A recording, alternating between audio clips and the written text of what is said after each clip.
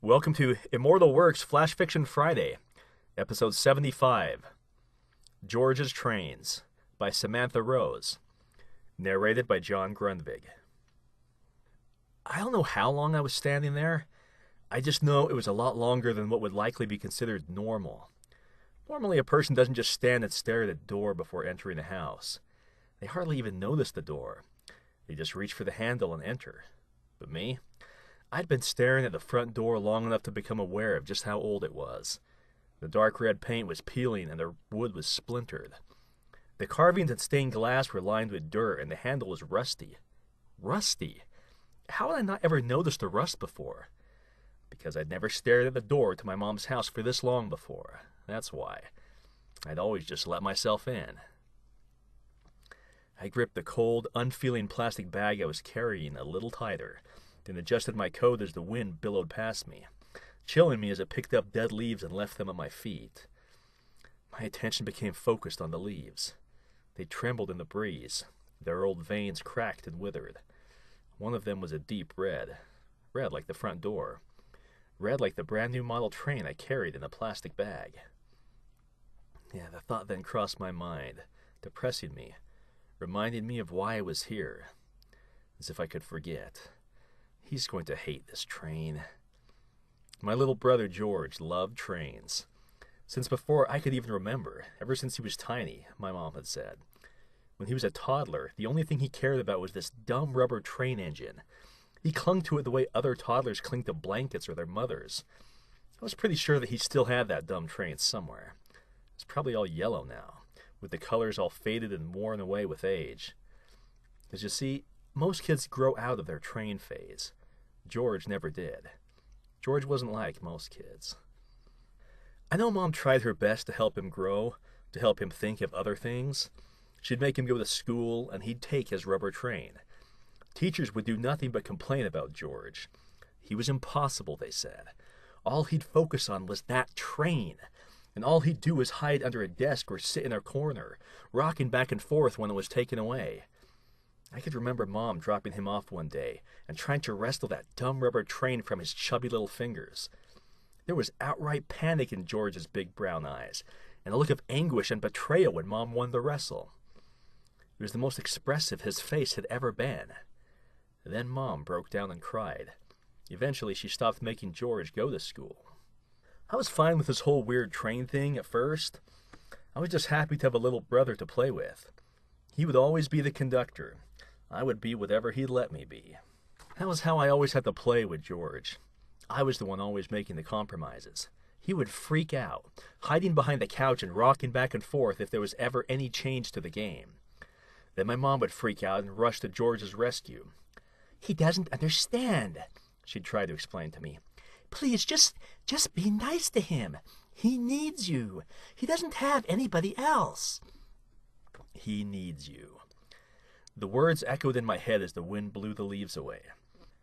I reached out to finally open the door, the rusty knob cold against the sweat of my palm. Then I thought of how Mom had always been George's champion. I remembered when I'd finally had it with George's trains. George was about 10 years old. I was 12. Mom had bought him a gorgeous Lionel model train set for his birthday.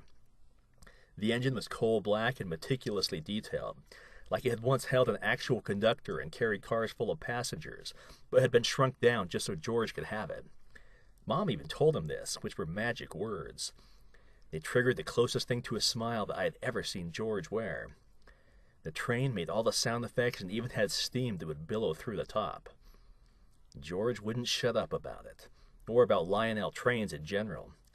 "The Lionel Company's first train was the Electric Express," he'd said for the 6th or 7th time one day. I glared at him.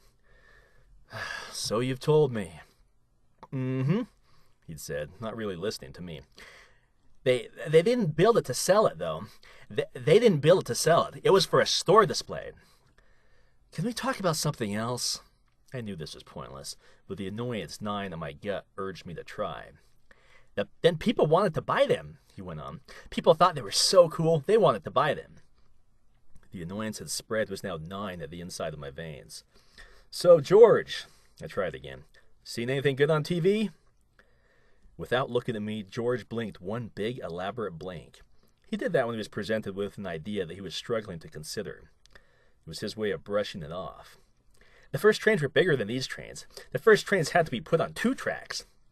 That was when I finally snapped. "Shut up, George!" George flinched, and his whole body went rigid. He was even more determined not to look at me now, and stared fixedly at the floor. He even started rehearsing facts about Lionel trains the way a Christian might recite the Lord's Prayer to ward off evil. The Lionel Corporation was founded by Joshua Lionel Cowan and Henry C. Grant in 1900. "Shut up, shut up, shut up! Don't you even know what shut up means? Are you that dense?" It wasn't very often that I saw much emotion in my little brother's eyes, but in that moment I swore they looked both hurt and frightened. His gaze was still on the floor, his arms now wrapped around himself. Why wouldn't he look at me? Why didn't he ever look at me? It was in New York City. They started in New York City. New York City. I grabbed his shirt and shook him. "Stop it! Just shut up!" That was when Mom intervened.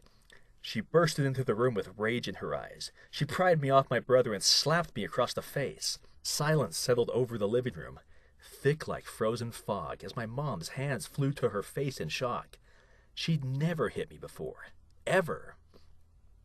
Tears filled both her eyes and mine, my expression one of surprise and hurt, hers one of instant regret. George had thrown his hands over his ears and was now rocking back and forth, finally quiet. Still, Mom didn't apologize.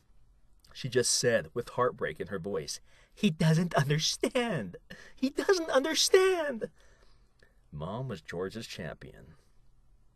At that memory, I finally turned the knob and let myself into the house. Instantly, I was greeted with the sound of small engines and whistles. The house really had a whimsical feel to it, because throughout the main floor was a scene of trains on tracks, winding their way around the ceiling and floor, going through tunnels that were built into the walls. Certain areas had small model villages with trees and people. It almost felt as though I were walking into Santa's workshop. It even smelled like Christmas, like cinnamon and toys. My kids had felt it too whenever I brought them by. They were still young enough to appreciate George's trains. It was amazing to see George's eyes light up at the sight of them, finally having someone as interested in his trains as he was. My kids weren't there with me now, though. This was something I had to do alone, though my eyes filled with tears at the thought of it. How was I supposed to tell him? How was I supposed to tell George that his hero, his champion, was suddenly gone? That her heart had given out at the grocery store, sweeping her life away like leaves in the wind. I heard the shuffling of socks against the wood floor and saw George emerge from the kitchen, twisting his fingers nervously. He was in gray sweats and hadn't shaved in a few days, since she'd been rushed to the hospital. I'd never seen him look so terrible. I could see it in his eyes. He was dreading whatever I had come to say. I forced a smile and lifted up the plastic bag. "I brought you a new train." George merely glanced at the bag, still twisting his fingers. Then he said in a hoarse, cracking voice, the first thing I'd heard him say in ages that had absolutely nothing to do with trains, "Where's Mom?" All the strength left me. My hands fell to my sides as I looked at my poor brother. I opened my mouth to try and say it, but instead, all I did was cry. Mom, his champion, our champion, was gone. George was no fool, although many took him for one, myself included. His brown eyes, for the first time in his life, filled with tears, scanning the room as if he suddenly had no idea where he was. I dropped the train and threw my arm around his neck, holding him tightly as I sobbed. Thanks for listening, and if you're not crying at this point, you just don't have a heart. And if you have a submission you'd like to send, please send it to submissions@immortal-works.com.